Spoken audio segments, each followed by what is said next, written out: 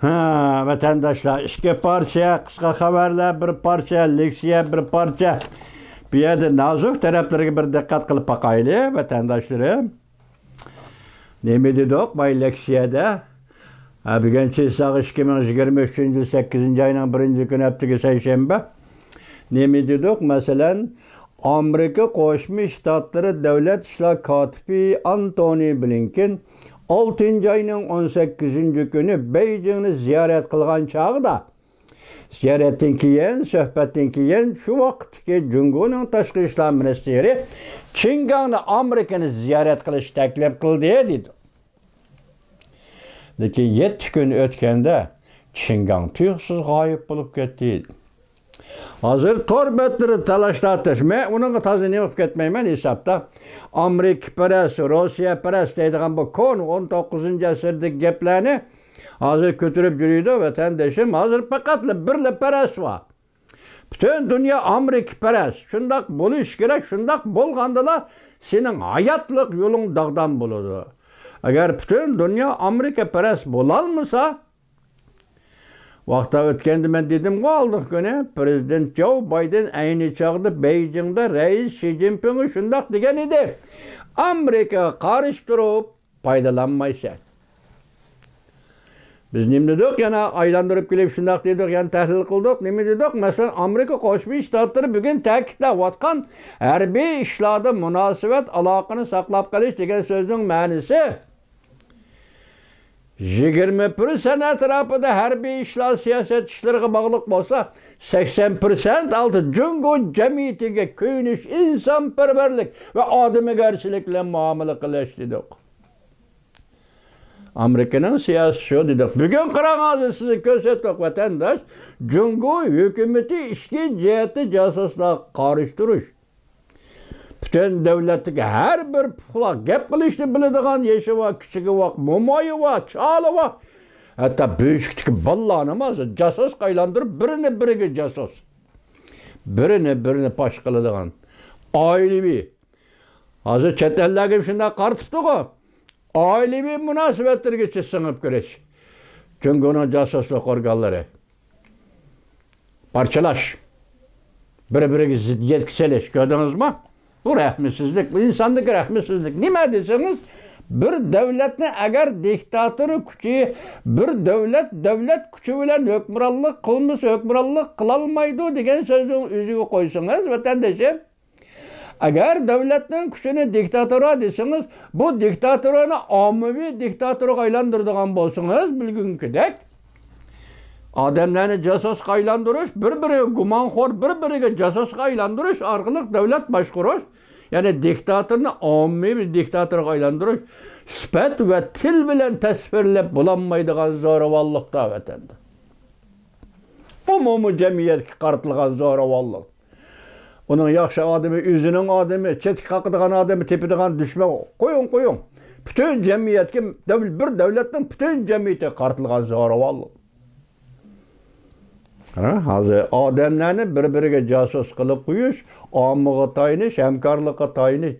Demek hazırki nöbetli Jungo hükümranlarının günü şu günge geldi. Hani köydük orada buluvatkan işlerin tünükün sözlüdük. Bugün hazır sözlüdük orada da Jungo'nun Jungo'nun kaydı buluvatkan işlerin vatandaş.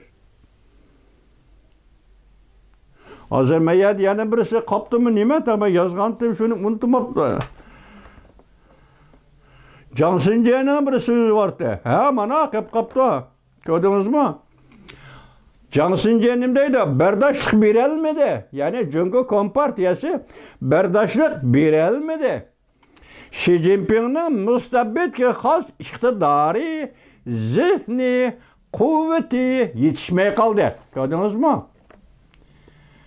Jungo Kompartiyası berdaşlık birelmedi. Onun dahi Xi Jinping hazır diktatörü ve mustabbitizmini yukarı kadar Jungo cemiyeti tamamen desimi onun da bundak iktidar ve bundak zihni güç yetişmeye kaldı değil.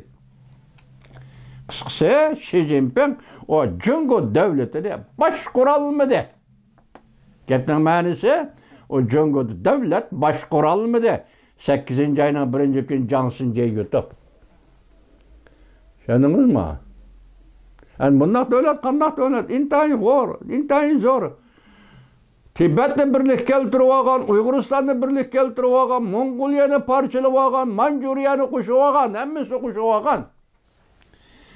Degендек intayin zor devlet, bu zor devlet kandak kılış gerek zaten. Li Donghoy'un sözüyle esini selip parçalaş gerek. Şu vaxtıda devlet olup, özünkinden özü tepip yeydiğen, başkaları alaymaydiğen vaziyet şekillenseler.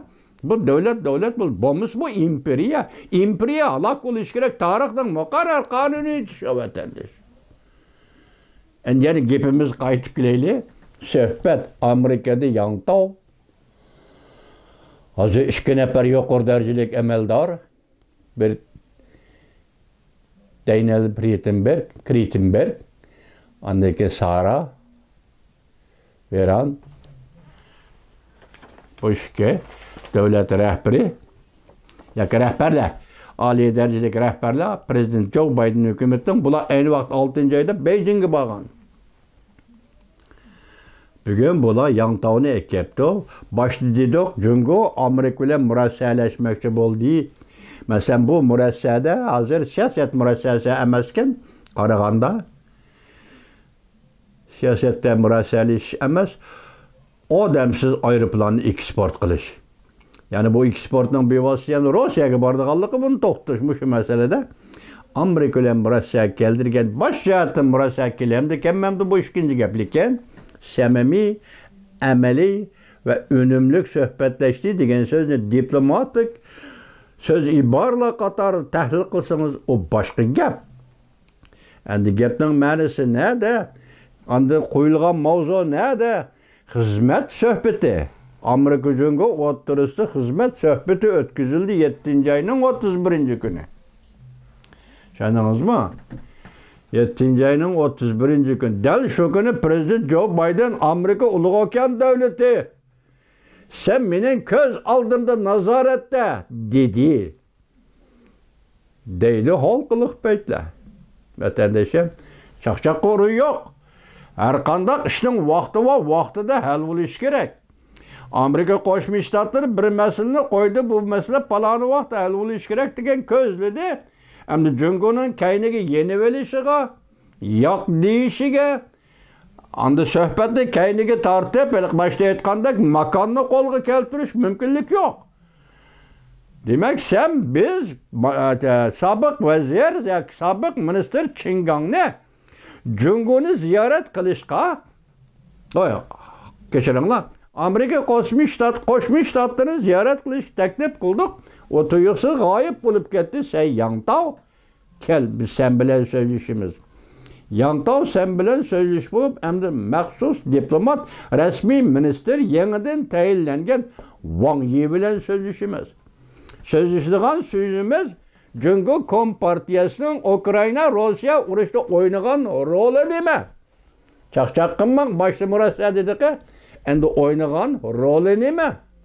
Biz bunu siz bilan muhokama qilamiz. Yangtao bilan bir kun, to'liq bir kun suhbat o'tkazibdi. Endi uning keyindagi masala Tayvan masalasi. Mayli, mushu mavzuda qo'yilgandek bo'lsin. Tayvan masalasi Ukrainada Jungoning o'ynagan roli masalasi bo'lsin. Mayli, Tayvan masalasi o'tirg'i chiqqanda yana boshqa masalalar, Hong Kong, Uyg'uriston masalasi, Tibet masalasi so'rab chiqsin. Uning da qat'iy nazar hamma o'rinda, hamma qatim simni o'tirib qo'yishning hojati yo'q, vatandoshlarmi? Bo'lsin, gapning o'zi biz mavzuning o'ziga markazlashtirsak, fikrimizni vatandoshim. Bu qandaqda Amerika Jungo suhbati degan bu mavzuda emas, Amerika Jungo xizmat suhbati degan mavzuda katta vatandosh. Suhbat shunda boshlanibdi vatandosh. Endi yuqorida Germaniya dolqinlar g'arbning agentligi e'lon qilgan bir parcha xabarni jasuslar deganni ig'izga oldik. Jungo Kompartiyasi hozir davlatni vahima orqali boshqarish davriga kirdi degan gap. Ishonch tugun dedik-ku. Askeri qismlar ishonchmadi. Ishonch tugudi, kontrollikni yo'qotdi dedik. Bugun Johnsonga yana nima deydi? Bugun davlatni boshqaramidi? devlet başkuruş ve diktatör yürgüzüş iktidarı yok. Akli huşiya ki akli zihni yok. Zihni kuvveti yok.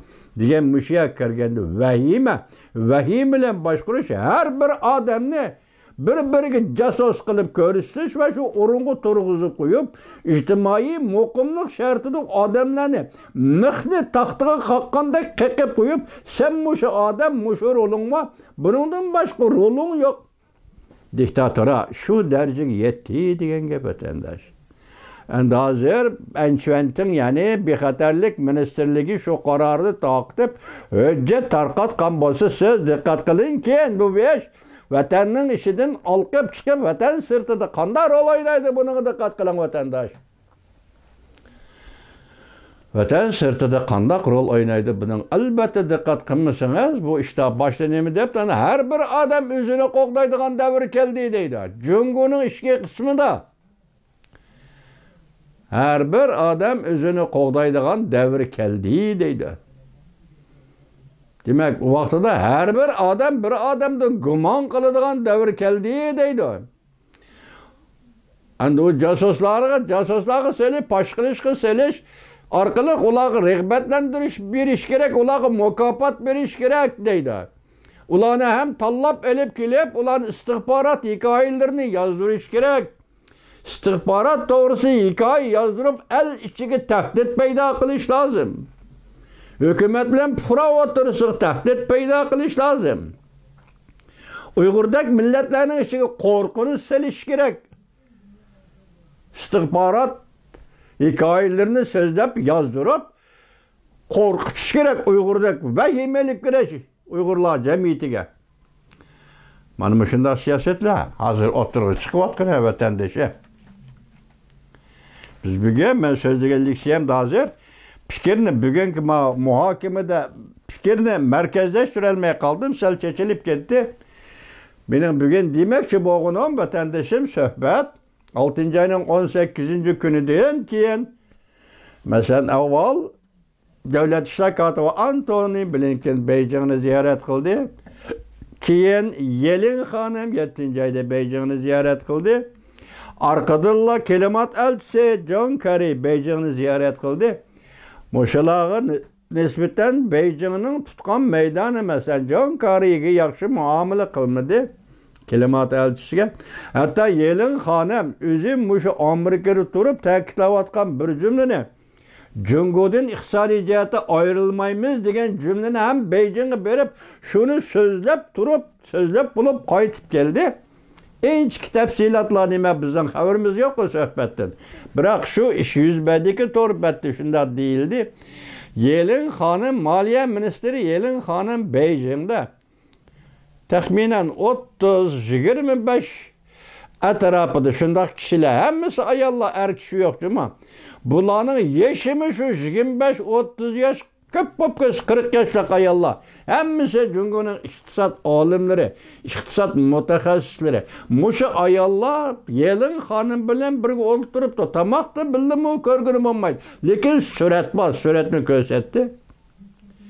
Yelin Hanım qaytib Amerikaga kelgan kuni mushu 20-30 nafar iqtisod olimi Jungoning o'zining olimlarini Reis Xi Jinping qo'lga olgan gap vatandosh. Sen o'zing o'rinlashtırdın suhbatga yoki o'zing o'rinlashtırdın ziyofatga. Ana Amerikalik mehmon Yelin Hanımni bu ayollar kutib oldi, hammasi professorlar, doktor darajaliklar. Endi Yelin Hanım Beijing qaytib kelganda sen ularni qo'lga olgan bo'lsang, pozitsiya to'g'ri emas. Amerikaga muomala qilish pozitsiyasi to'g'ri emas. Reis Xi Jinping efendining.